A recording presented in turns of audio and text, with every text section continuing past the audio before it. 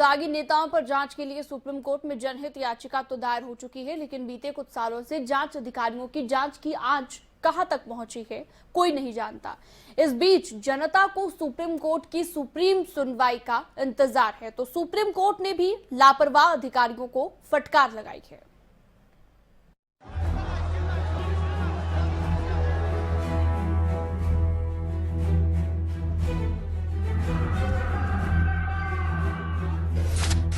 दागी नेताओं पर लगे आरोपों की जांच की आंच से बचने के कई तरीकों पर अब सुप्रीम कोर्ट की भी नजर है। सुप्रीम कोर्ट ने दागी नेताओं का हिसाब करने के लिए कड़ी टिप्पणी की है। शासन में अपने आसन को बचाने के लिए दागी नेताओं की शासन प्रणाली कैसी मदद कर सकती है, ये देखकर कोई भी हैरान रह जाए। दरअसल सुप्रीम कोर्ट में एक जनहित याचिका दायर की गई थी। ये याचिका दागी विधायकों और नेताओं पर दर्ज लंबित मामलों को लेकर थी।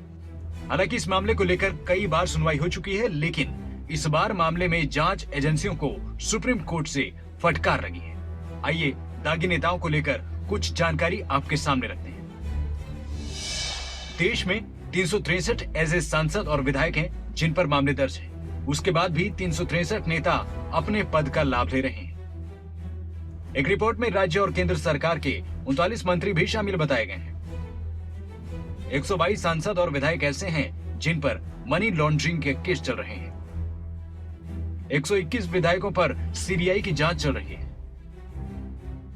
अब आपको ये बात जानकर और ज्यादा हैरानी होगी कि हमारे देश में 58 सांसदों में ऐसे केस हैं जिनमें उम्र कैद तक की सजा का प्रावधान है। अब आपको बताते हैं कि सीबीआई की जांच की आंच कितने नेताओं तक पहुंची है।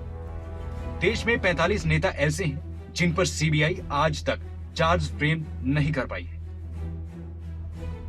हालांकि सुप्रीम कोर्ट ने सुनवाई के दौरान जांच एजेंसियों को कड़ी फटकार लगाई है। सुप्रीम कोर्ट ने जांच एजेंसियों की लापरवाही को लेकर खूब टिप्पणी की है। कई सालों से सीबीआई ने कई मामलों में ना तो चार्जशीट दाखिल की है और ना ही उनकी क्लोजर रिपोर्ट दिखाई है।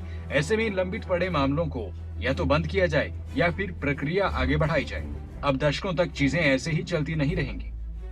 अब इस बीच सुप्रीम कोर्ट में सुनवाई के दौरान ये भी बताया गया, देश के 51 ऐसे सांसद और पूर्व सांसद हैं जो ईडी की जांच में आरोपी हैं।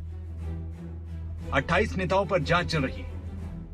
ईडी जांच करते हुए ट्रायल तक सिर्फ 4 नेताओं तक ही पहुंच पाई है। अब इन 4 में से एक नेता पर ईडी ने 2012 में मामला दर्ज किया था और 2018 में चार्जशीट फाइल की थी। सुप्रीम कोर्ट ने इसका कारण जांच एजेंसियों में अफसरों की कमी को भी माना है।